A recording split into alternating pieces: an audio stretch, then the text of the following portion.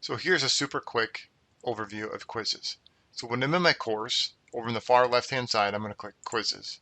And then in the upper right, I'm going to click plus quiz, and I'm going to choose new quizzes. Classic quizzes is going away.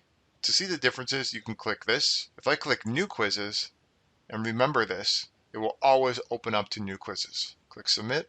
It looks a lot like creating an assignment. We'll do the all-important cake and ice cream quiz. It is worth 25 points.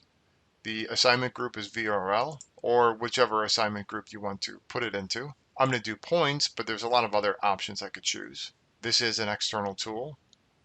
I could allow it unlimited or a limited number of times that the kids are going to submit the quiz. Definitely wanted to sync to SIS, but remember I also have to have a due date. No due date, no sync. So let's say it's due tomorrow, but I want the quiz to be available today. So it's going to show up at, let's just say 6:30 a.m.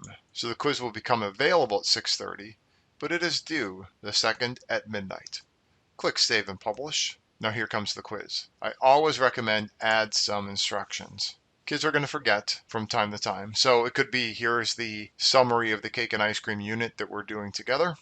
Something to prompt them a little bit to remember this is what the quiz is about. To begin, I click the plus. Here's my options.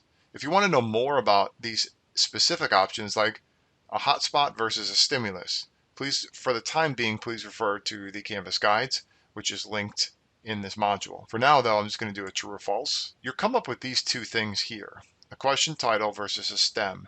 The title is where we recommend to put in your priority standards. So you can look across the board to say where are the kids strong in understanding and where do they need some more supplemental help. So for here, I'm just going to type in the question STEM. Is cake a good breakfast food? Perfect question. If I clicked away, it automatically saved the question. So I'm just going to go back. I'm going to go back into editing it. Right now it's marked as true. Let's say I thought this should be false, which it's clearly not.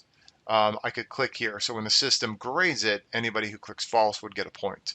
But I better change that to make sure it is true. There's some other options here that we can get to later. It's only going to be worth 1 point. So I'm going to click done. At this point I could go click and add another true or false or some other type of question. For the time being though, I'm just going to say this is it. We have our 1 question quiz and we're good to go. So what does this look like on a student's point? I'm going to click return. So I'll go back to my quiz home. I'm going to click home. I'm going to click student view. So now as a student, this is what I see. I'm going to click begin, prompted with my question. I'm going to click submit, submit.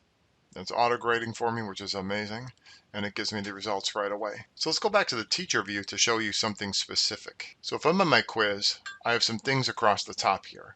So if we go to moderate, we can check here. Here's my sample student.